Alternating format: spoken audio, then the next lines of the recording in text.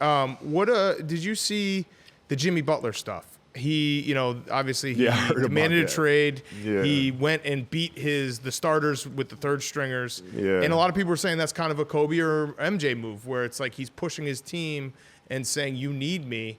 Did you think that was a move that you would do, or something that was detrimental? I think most of my teams would just call it a Monday. taking the third stringers and beating the first Monday. team? It's just a regular practice, man. Yeah. I mean, I read a story that you used to play guys to 100. You'd be like, you have to stay in this gym and play me to 100. And what was the biggest margin of victory you'd ever win at? In high school, I used to spot guys 99 to 100. No kidding. But, listen, these practices are meant to be competitive. They're meant to be competitive. If your practices aren't more competitive than the games themselves, you're doing the wrong thing. Mm-hmm. And most of these teams and coaches have gotten into a mindset of resting players. Mm-hmm. Oh, it's too much. We're not going to practice light day. Phil never gave us a light day. Mm-hmm. There's no days off. You show up and you work. Yeah. You practice. Yeah. And practices are going to be worse. They're going to be more physical. There's going to be more trash talking. And I'm going to let you know. Right? Yeah. If you didn't show up today, I'm going to let you know. Yeah. And it's going to be embarrassing, and you're going to hate it. But when Game 7 rolls around, the NBA Finals, you will be prepared. Mm-hmm. Who would win one-on-one, number 8 Kobe versus number 24 Kobe to 100? I think I would say number 8 would win. Okay. I would say number 8 would win. 2003, number 8. Yeah. The 40-point streak. Yeah. That had to be cut short. Yeah. That's the only trash talking me and MJ have had, by the way. It's his 91 MJ versus my 03. Yes. Yeah. You said that Tony Allen was the toughest guy to defend you. Who was By the toughest far. guy to defend? Kevin Durant. Okay. Kevin Durant. That was the one that I retired without really having being able to figure out what it is that he, how I can stop him. Why? When he first came in the league, he was easy to defend because he couldn't go right and shoot. You should kind of shoot across his face. So that was a weakness that he had. Also in the post, he couldn't turn left shoulder. Everything was right shoulder.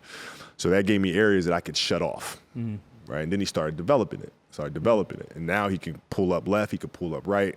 He can shoot the long ball. He has runners, left hand, right hand.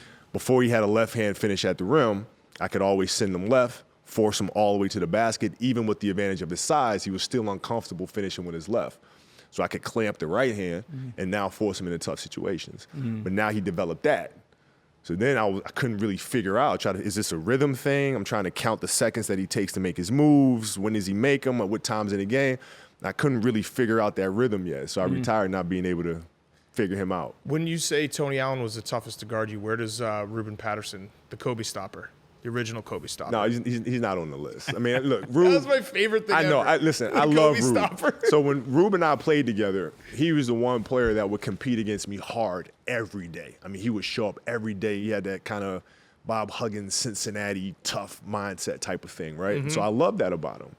But then now he's a free agent, and now he's like, oh, yeah, I'm the Kobe stopper. I used to lock him up in practice. So I called him up. I said, Rube, dude, if you need help with the new deal, let me know. I will go to the media and be like, yo, nobody guarded me better than Ruben Patterson. I seen this guy every day in practice. I will help you with your new deal. Right. But now you done pissed me off because now you didn't let me know. Now you went out there and mouthed off. Now I got to kill you every time I play you, and it's not going to be a good situation for you. I loved the every now and then, like, someone would be like, I'm the new Kobe stopper. And it's like, what are you doing? You're just making it worse for yourself. Man, my favorite thing was seeing Sean Kemp before a playoff game. Ruben Patterson had his feet in the ice bucket. Yes, I remember that. The Kobe stopper. The Kobe stopper. All right, come take this 45. I remember that video.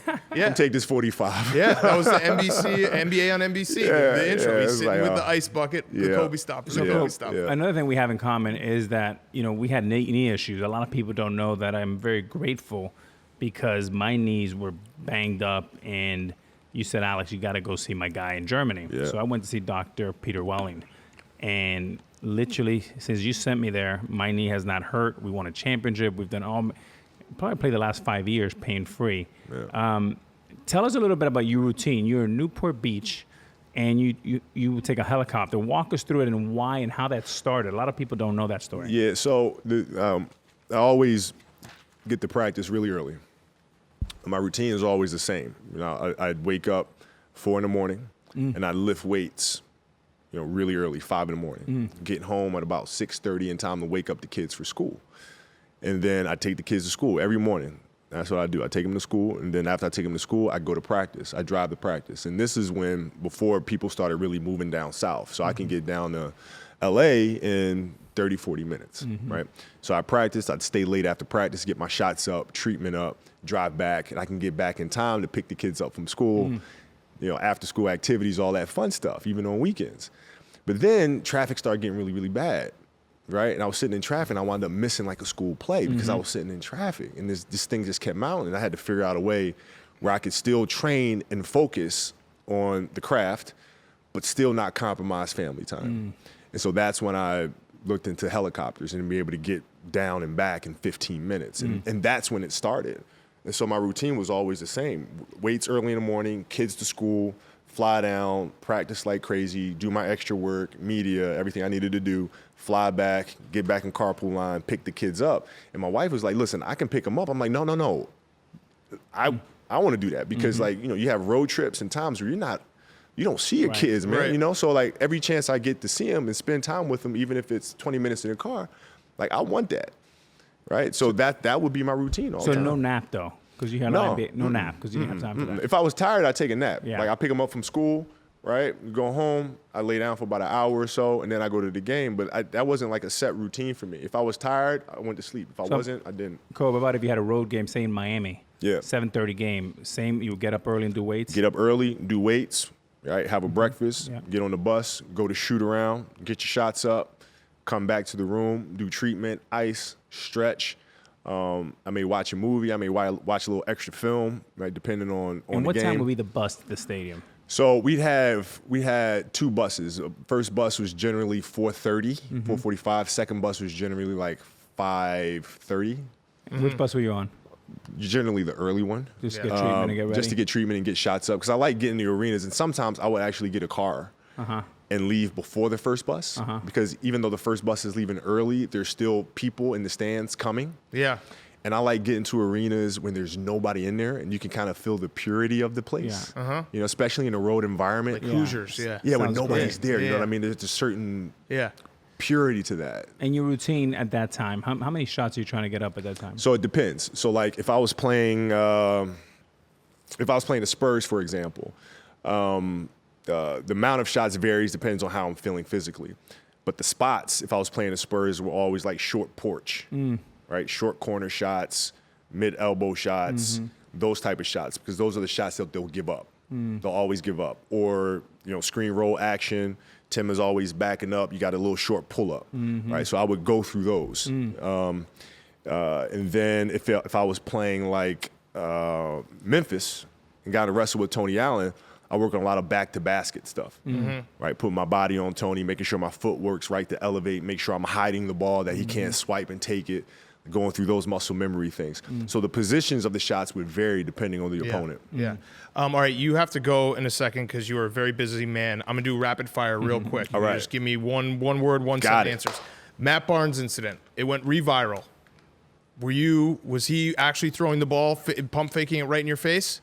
Man, as far as I remember, yeah. I mean, all I can go by is what Matt said. I mean, Okay. I just saw him. I just worked out his kids out here like a week ago for their birthday, and he was this, when he first came to the Lakers, he was like, man, I don't understand how the hell you did not flinch. Okay, so he was doing it right in your So- face. That one, people were ruining a great memory. Mark Madsen dancing. A real life Elaine dance move from Seinfeld. That's a good. That's a good one. Your 2000 rap album. Were you just like, fuck it, I can do anything? It that's was stomach. poetic. Yeah, that's it was stomach. poetic. Yeah, No, yeah. it wasn't that bad. The album itself wasn't that bad. The album itself wasn't that bad, but it taught me how to write. Okay. The Kobe 2s, the worst shoe of all time. Kobe 2s, which ones? No, I'll show you the picture. Nike ones? No. The other company? Oh, that those- doesn't count. Yeah, those count. That company What do doesn't you- count. What do you count? That company doesn't count. The worst shoes of all time. No, What about this? that's what taught me that I need to lead the design charge. That picture. What was the thought That picture's process? awesome. This is like the A-Rod taking Dude, they doctored kissing himself in the Bruh, mirror. They doctored the hell out that Was picture. there dude. was there a photographer being like, Kobe, this First of all, awesome. I've never listen, seen that. I'm an African American, but I am not that dark. Let's start there. And then the hat and the wardrobe and all that, like, it's Yeah, a photographer. Somebody took liberties. Yes, that's when he took the picture of himself, A-Rod kissing himself in the mirror. He's like, yeah, photographer's like, this is going to be awesome. Yeah, and then it comes out and you're like, whoops. Yeah. All right, what about the Lil Wayne song, Kobe Bryant? Do you listen to it every day? Every day in the car, I listen to it. It hypes me up. Yeah, No. Yo, he called me. Yeah, after, you it was do. after, it was That, after like, the was- Denver series. He called me. He was like, man, that performance just motivated the hell out of me. I think it was like Game 6. He's like, I'm going to do a song. I was just, okay, can I do a song? I'm like, all right, cool. I mean, I thought he was just kind of BSing or whatever. Before the Celtics series, he sends me the song. And I was like, oh, you were serious? Yeah. Okay, That's it's a pretty thing. awesome. That's Yeah. awesome. 2002 Western Conference Finals. Was it rigged? Well, what's the Loaded official's question.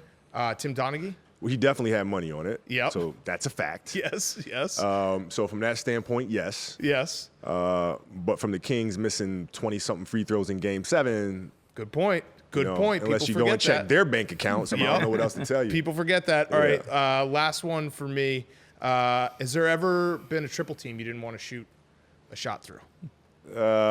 Such a normal, average person question. Oh, come on. It is. It's No, such an you just average don't like the person to question ask. because you know it's true. You like, That's such an average person. like, to ask. hey, by you the come way, over, I mean, triple team me, then I'll shoot. if you're a Michael Jordan stan, yeah. Yes. If a player today took 49 shots in the NBA Finals game and their team lost, what would you say? Well, I'd say he probably, Just that player think- just sounds think. like he went 6-0 in NBA Finals. Just think about it. Yeah. Just think about it. That's what that sounds like. Just think about it. I'm just saying, you revisionist history sometimes. People, the revisionist history is actually going the wrong way, though, because I think people are starting to, like, say Michael Jordan played against no one in the NBA. In the NBA, No, was here's the thing, man. bums and all this At the end of the stuff. day, what he and I always say, at the end of the day, our goal and our mission, Magic's, Birds, everybody's, is to win championships. That's it. I don't care how you get there. I don't care what you do to get there. I don't care if you got to pick up a team and I don't care what you do. I don't care if you have to yell at it doesn't matter. The goal is to win. Period. Yeah. So, Kobe, I want to first of all say thank you for Dan and I, and I've always been a longtime admirer. Thank you for being such a good friend, and man. also to continue to set the gold standard, not only for athletes, but for retired athletes. So thank you and continue great success. Appreciate it, my man. Thank Yeah. you. Thank And the you. triple thank you. team question was a good question. Well, it depends who's on the team. If I got Smush Parker lagging Yeah, behind me to shoot, you'll shoot you every best time. believe I'm shooting that Yeah, motherfucker. 100 shots. If I got D Fish back there, I'm kicking that shit back. 100%.